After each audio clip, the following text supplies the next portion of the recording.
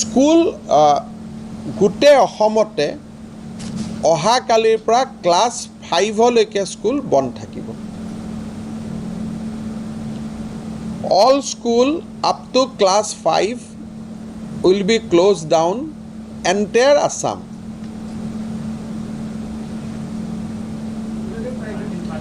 Private, public, shop up to 30th January. 30 January.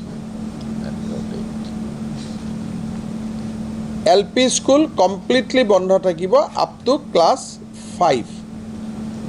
গুৱাহাটীত বন্ধ থাকিব up to class 8. অসমত class 5 আৰু গুৱাহাটীত স্কুল বন্ধ থাকিব up to class 8. হেলথ ডিপাৰ্টমেণ্টে এইটো এনচিয়ৰ কৰিব, সাপোজ অহাকালি কামৰূপ ৰুৰেলতো কেছ বাঢ়িলে, ডিব্ৰুগড়ত কেছ বাঢ়িলে, হেলথ ডিপাৰ্টমেণ্টে ডিস্ট্ৰিক্ট নিৰ্দেশ দিব যে আপোনালোকৰ তাতো ক্লাছ 8 লৈকে বন্ধ কৰক। সো বিগিন উইথ ক্লাছ 5, কিন্তু য'ত য'ত প্ৰয়োজন হ'ব তাত ক্লাছ 8 লৈকে বন্ধ কৰিব।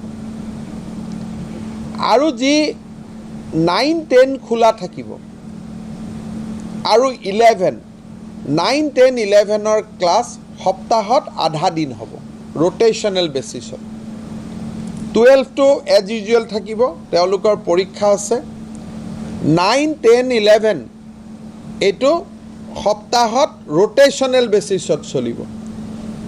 তাৰমানে এজনে এটা ক্লাছে 3 দিন পাব।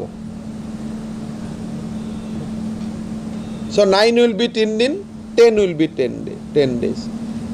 11 will be 3 days, but 3 বা 4 days যেটো এডুকেশ্যন ডিপাৰ্টমেণ্টে ঠিক কৰে 50% বুলি ক'লে যেটো পৰিব, কিন্তু 12 will be full class, 12 and তাৰ ওপৰত পুৰা ক্লাছ থাকিব। Engineering, medical college, technical institution will run as usual, তাতে কোনো ৰেষ্ট্ৰিকশ্যন নাই।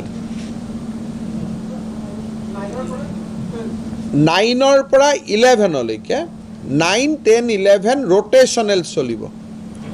অহাকালি শিক্ষা বিভাগে তাৰ ডিটেইল গাইডলাইন দি দিব। 9, 10, 11 আমি এইটো বিচাৰিছোঁ যে ৰোটেশ্যনেল চলক, যাতে স্কুলখনত ভৰ্তি হৈ নাযায় ষ্টুডেণ্ট। আজি যদি 9 আহিছে, অহাকালি 10 আহিব।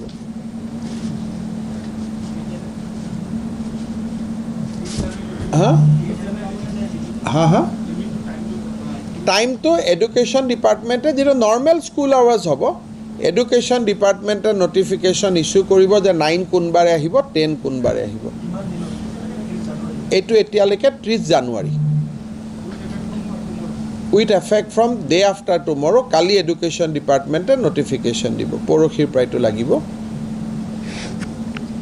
কিন্তু ক্লাছ 5 লৈকে যিটো বন্ধ, এইটো ফ্ৰম টুমৰো লাগি যাব। গুৱাহাটীত ক্লাছ 8 লৈকে যিটো বন্ধ, এইটো অহাকালি লাগি যাব।